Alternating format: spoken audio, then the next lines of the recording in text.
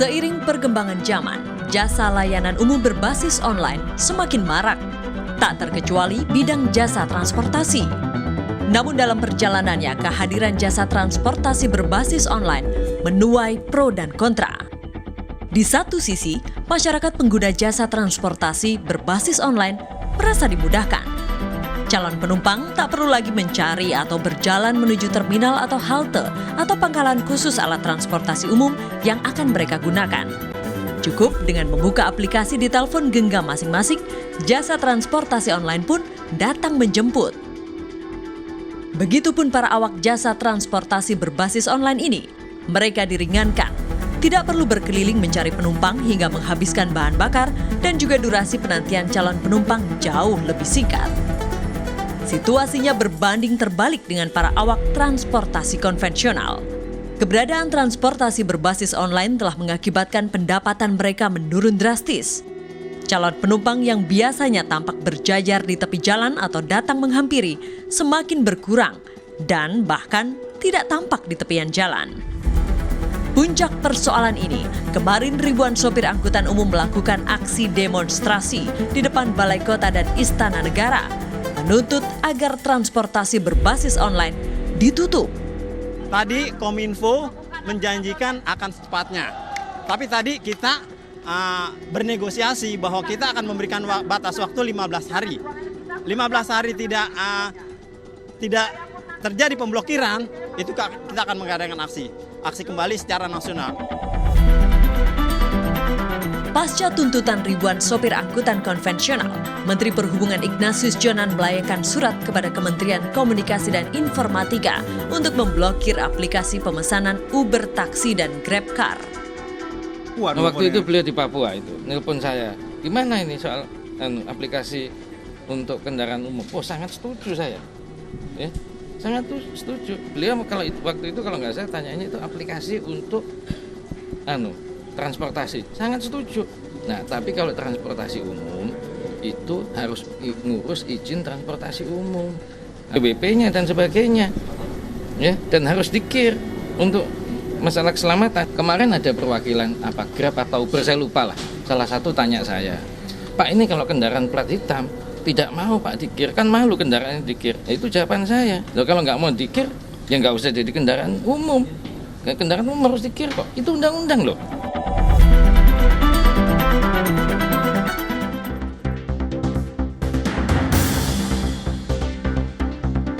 Indonesia Lawyers Club edisi malam ini hadir kembali dengan tema Demo Anarkis Pecah, Pemerintah Galau. Hadirin dan pemirsa, kita sambut Presiden Indonesia Lawyers Club, Karni Ilyas.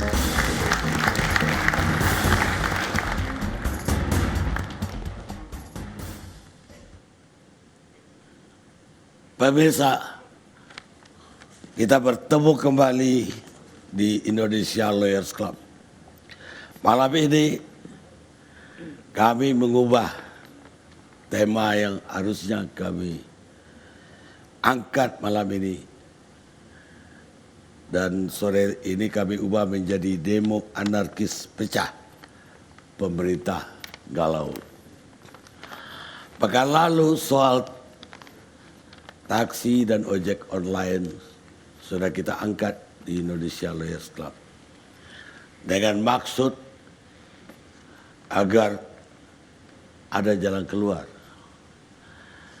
Pada malam itu diskusi sampai kepada kesimpulan bahwa persoalannya adalah kesetaraan antara taksi online dan taksi konvensional.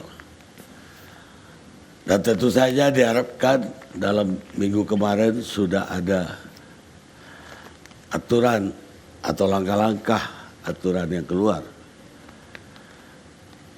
untuk taksi online.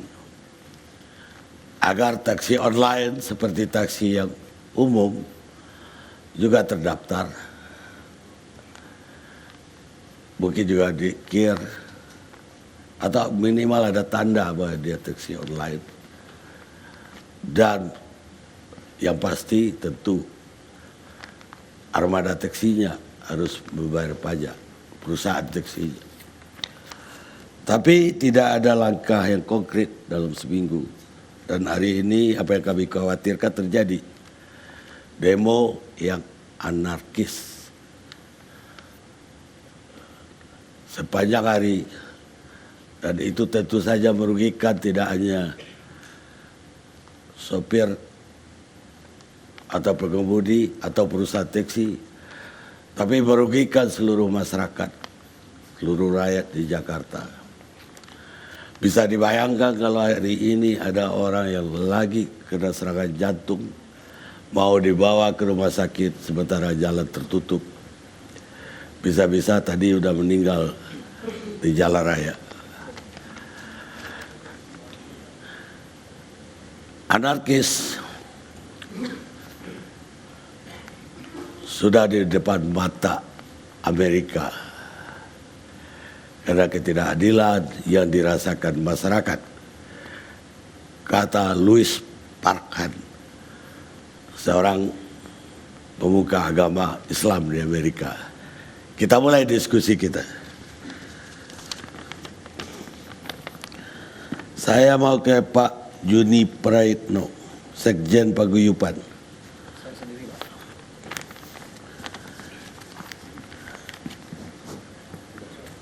Itu udah bisa langsung. Anda tadi ikut demo? Iya Pak. Anda sopir apa sehari-hari? Semua moda angkutan yang ada di Jakarta Pak. Enggak, Anda sopir apa sehari-hari? Saya sekarang supir ekspres Pak. Ekspres? Iya. Udah berapa tahun? 10 tahun Pak. Pernah di tempat lain juga? Dulu pernah. Di taksi Tiffany yang sekarang sudah nggak ada. Dan akhirnya di ekspres. Sekarang di ekspres Pak. Anda memimpin demonya? Salah satu di antaranya Pak. Di mana tadi Anda lokasi? Saya di gedung DPR MPR. Di gedung DPR MPR. Iya. Apa yang mendorong Anda dan teman-teman Anda sampai arus katakanlah di demo sampai anarkis? Motivasinya seperti yang pernah saya sampaikan waktu saya di Kompas TV live itu, bahwa kami pernah mengingatkan kepada pemerintah dalam hal ini agar persoalan ini segera diselesaikan. Kenapa begitu semangatnya seluruh pengemudi yang ada di DKI, khusus Jabodetabek ini khususnya, dan pada umumnya di seluruh Indonesia. Perlu diketahui di sini ada dikotomi seolah-olah kami itu anti aplikasi. Sebenarnya tidak. Tidak anti aplikasi. Kami pun dari pengguna ekspres ada Maitri, ada telepon, itu juga aplikasi. Persoalannya di sini, setelah kami hampir 2 tahun ini menjadi pengemudi taksi, ternyata penghasilan kami sangat menurun tajam. Ya. Karena sangat menurun tajam, setelah saya amati, ternyata ada kompetitor yang tidak fair di sini. Mereka mengambil yang bukan haknya. Itu adalah hak para pengemudi angkutan umum yang legal.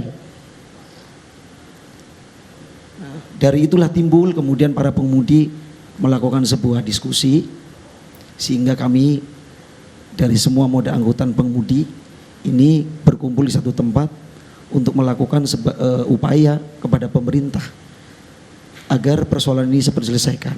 Apapun alasannya, yang namanya barang ilegal ini seolah-olah masyarakat kan dia kan lebih murah, pelayanan bagus. Kami pun bagus Pak. Persoalannya adalah mengenai tarif. Itu yang menjadi kunci krusial kami. Persaingan tarif yang tidak sepadan. Di saat kami harus menuruti dan tunduk dan patuh kepada Undang-Undang nomor 22 tahun 2009 dan aturan yang lainnya, termasuk peraturan gubernur tentang tarif. Tapi mereka seenaknya sendiri tidak pernah mengindahkan itu. Kemarin saya udah bertanya teman-teman Anda,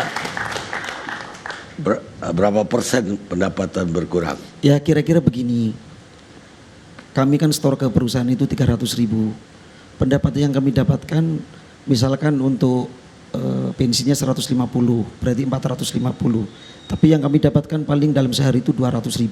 Kalau untuk bensin 150, store ke perusahaan 50. Gitu loh. Terlebih kalau di Ekpres itu ada sistem kemitraan, ya, ada sistem kemitraan di mana itu menjadi milik sendiri selama 5 tahun atau 6 tahun. Di saat seperti ini kami tidak bisa setor secara full kepada perusahaan, dampaknya kami tidak bisa maksimal untuk setor ke perusahaan sehingga kami akhirnya tidak bisa narik lagi. Karena apa? Persoalannya adalah bagaimana saya mau narik? Persoalannya pendapatan kami yang selalu kurang, buat makan aja nggak ada, sehingga banyak yang sekarang itu beralih profesi, bahkan ada yang pulang kampung dan sebagainya. Perlu diketahui di sini juga Bang Karni adalah kami sudah memberikan pelayanan yang terbaik, semuanya juga sama, termasuk dari taksi, Ekpres, Bluebird dan yang lainnya. Persoalannya adalah mengenai tarif ini, yang namanya barang ilegal ya pasti murah. Contohnya kita beli televisi di Tanjung Priok, misalkan ya. Kalau itu barang ilegal tidak pernah bayar pajak dan retribusi dan yang lainnya, tentunya pasti lebih murah kalau kita beli di toko seperti itu. Baik, tapi kenapa harus menyetop semua taksi lain yang notabene teman-teman Anda juga, artinya taksi resmi yang lewat di stop? Itu sebenarnya himbauan dari PPAD sendiri, kami dari pengurus Paguyuban Pemuda Angkutan Darat, tidak ada himbauan sweeping seperti itu. Itu hanya bentuk solidaritas daripada teman-teman. Ya, komitmen kami adalah bahwa kami melakukan aksi simpatik damai kepada pemerintah. Cuman ternyata kondisional itulah yang membuat kami akhirnya sedikit, jujur aja sedikit kewalahan tadi siang itu. Anda tahu kalau di luar negeri itu mogok itu hak, buruh mana juga boleh mogok. Bahkan lapangan udara lumpuh gara-gara tidak ada yang angkat barang. Tapi ya tidak harus menyebabkan kemacetan jalan raya, tidak harus ada sweeping, apalagi pemukulan atau perusakan. Pada dasarnya kalau saya amati Pak, ini mungkin ini hanya informasi sepihak. Kami pun tadi pagi itu saya kaget juga untuk mobil yang komando itu ada semacam sabotase. Jadi itu tidak murni dilakukan oleh anggota kami juga. Terlebih tadi pagi jam 8 saya mau diadu sama polisi. Pak, ketua kamu itu ditangkap ya sama polisi kemarin. Dia ditangkap sekarang ada di Polda. Loh, berarti dia membenturkan saya dengan polisi.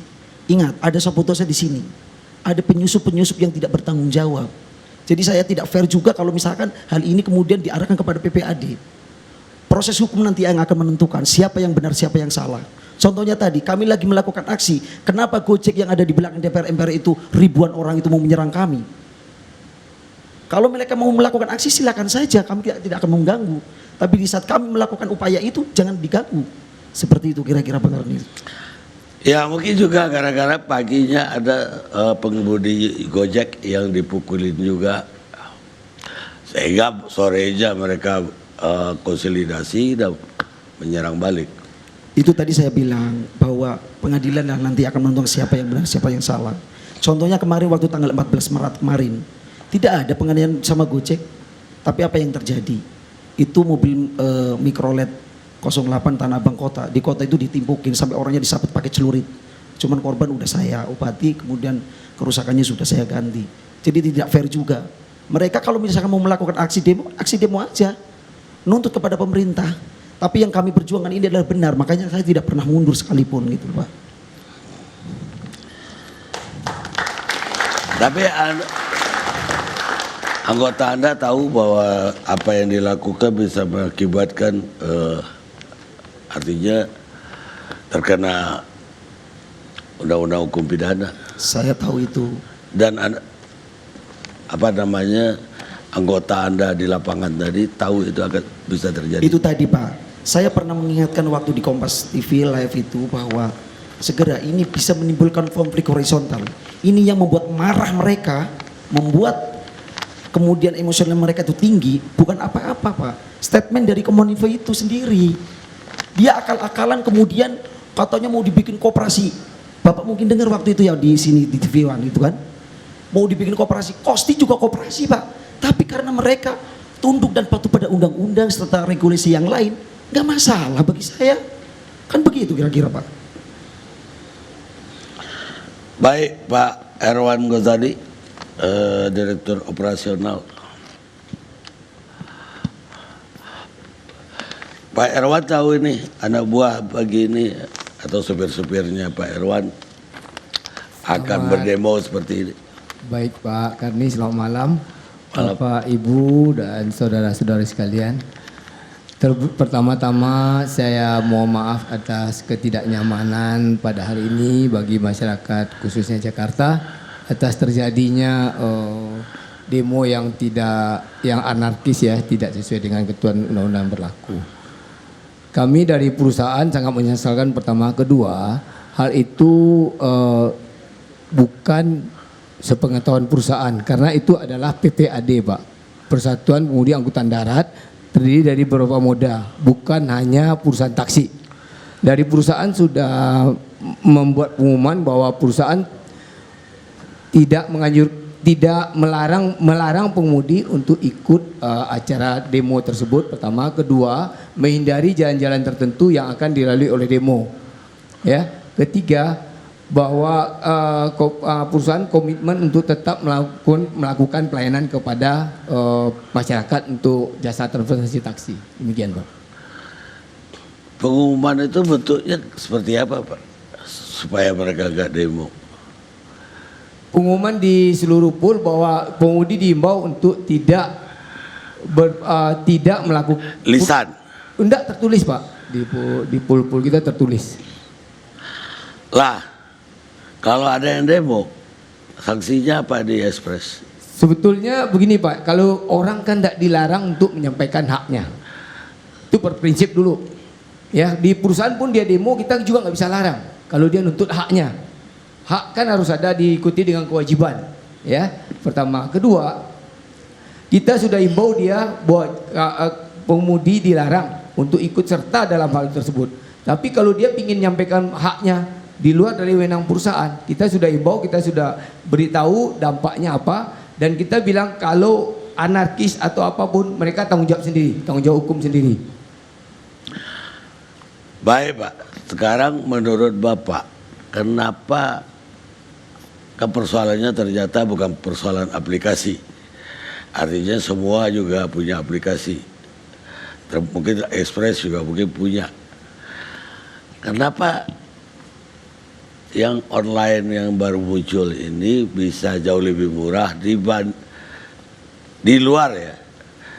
Kelarinya nanti nggak bayar pajak, nggak bayar kir, tapi murahnya itu lebih dari itu ya, dirasakan publik. Rasa-rasa nggak masuk akal ya Pak? Iya, kenapa menurut Bapak? Jadi kalau saya bahas tadi Pak, pertama saya dengar dari PPAD bahwa di sini ini keadilan sosialnya yang nggak ada Pak. Ya, karena kita jelas-jelas bahwa kami perusahaan taksi resmi, saya lihat kita tuh perusahaan taksi resmi ada mungkin kurang lebih ada hampir 25. Tapi antara yang besar sama yang kecil tidak pernah ada benturan. Karena apa? Ada undang-undang, ada peraturan yang diikuti. Ada peraturan gubernur, peraturan kepala dinas, baik mengenai tarif, izin-izin, radio, argo, pool, semua kita ikuti semua. Kita antara yang besar sama yang kecil pun tidak pernah berantem, tidak pernah saling ngambil-ngambil, tidak pernah saling di jalan senggol-senggolan Pak.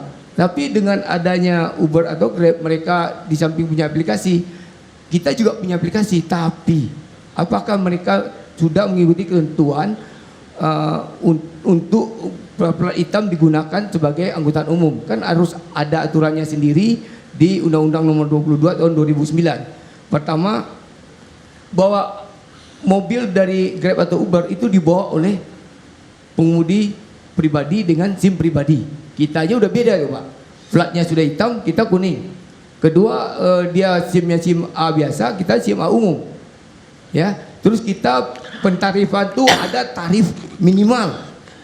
Kalau sekarang kayak kita perusahaan taksi banyak, saya misalnya lebih besar, lebih kuat, saya kasih tarif lebih murah, tentu yang kecil-kecil mati dong perusahaan taksi yang kecil. Kita kan tidak pernah praktekkan kayak gitu. Sekarang kan terjadi terang benderang di depan mata kita. Masyarakat menikmati sudah terlalu lama, dibiarin ya seolah murah, padahal ini betul-betul ilegal.